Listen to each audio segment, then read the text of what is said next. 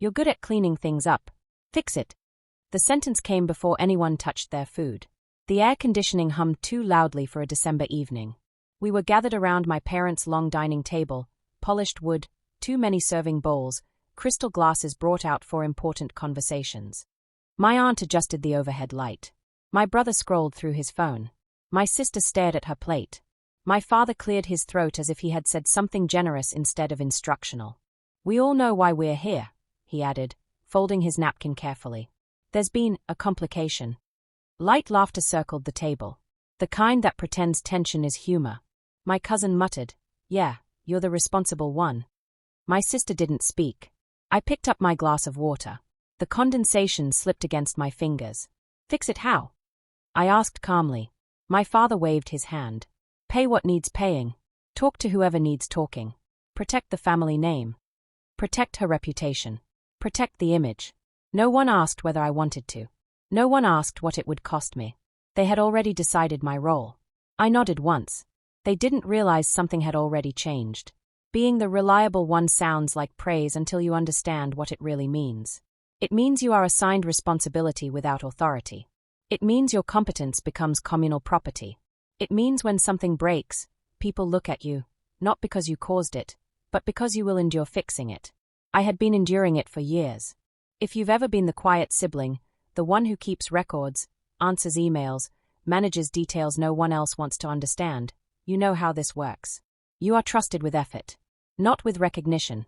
Have you ever noticed how quickly families decide who absorbs the consequences? If that feels familiar, you understand the kind of resilience that rarely gets applause. If you've ever been underestimated because you stayed calm, you can tell me in the comments. I read them more than you think. Tonight, though, wasn't like the others. They thought they were assigning me a task. They didn't realize they were triggering a clause. My father built his authority through volume and certainty.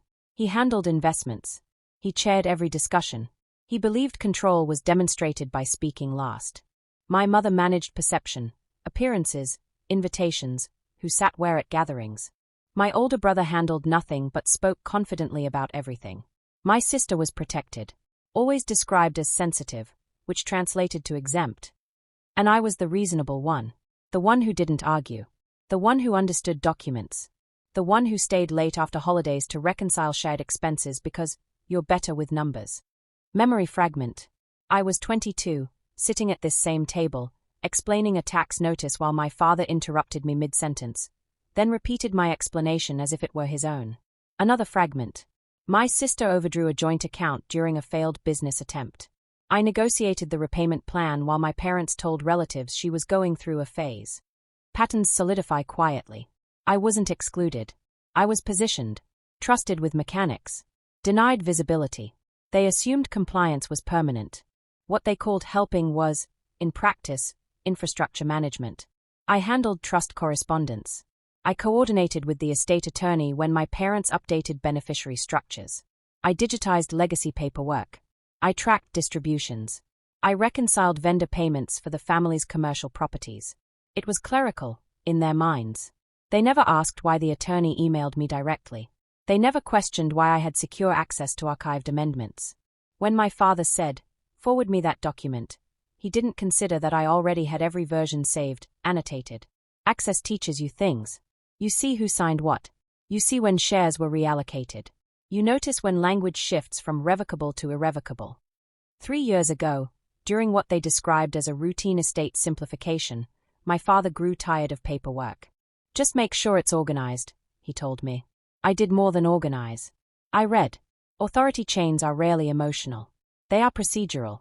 And procedures do not care about family narratives. Access teaches you what authority often ignores. 6 months before that dinner, my parents met with their estate attorney to restructure the family trust for tax efficiency. I attended virtually. Not because they insisted, but because someone had to track revisions. The attorney explained trustee succession contingencies. If either of you becomes unable or unwilling to act, the successor trustee assumes full administrative authority, he said. My father waved dismissively. Standard language. Fine. But then the attorney suggested something else. Given the increasing complexity of your holdings, it may be prudent to designate a co-trustee now. Someone already familiar with the documentation. Silence. My mother looked at me through the screen. You already handle most of this, she said. It would simplify things. My father hesitated. Not because he doubted me, but because he underestimated the permanence of paperwork. It's administrative, the attorney clarified. It doesn't change beneficial ownership. That was technically true. But it did change execution authority. After 2 more revisions, the amendment was drafted. Successor trustee. Immediate authority upon written notice of incapacity or voluntary delegation. Full control over trust accounts, property management, and compliance obligations.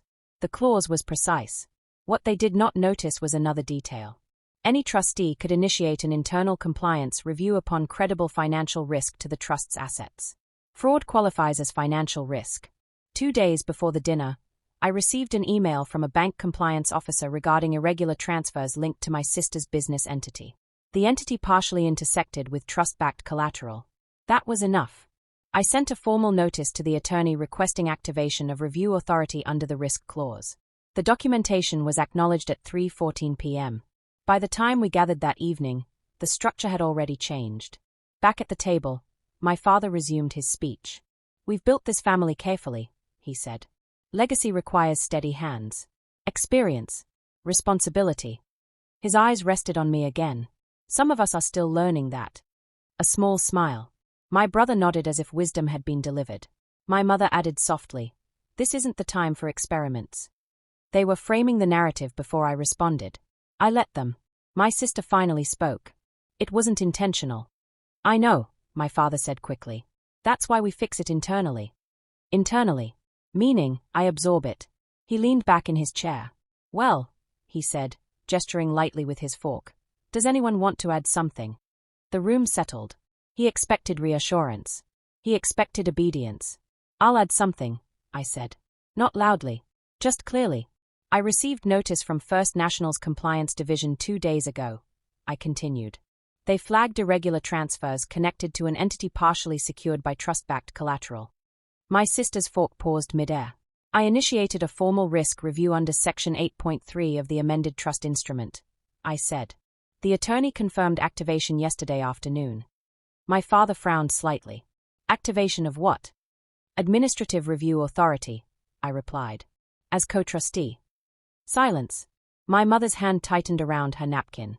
"The clause allows a trustee to intervene when there is credible financial exposure," I continued. "Until the review is complete, discretionary distributions are suspended, including collateral extensions." My brother lowered his glass. "That means," I clarified gently, "I cannot pay what needs paying without breaching fiduciary duty." I looked at my sister. "This isn't personal," I said. "It's structural." No one spoke.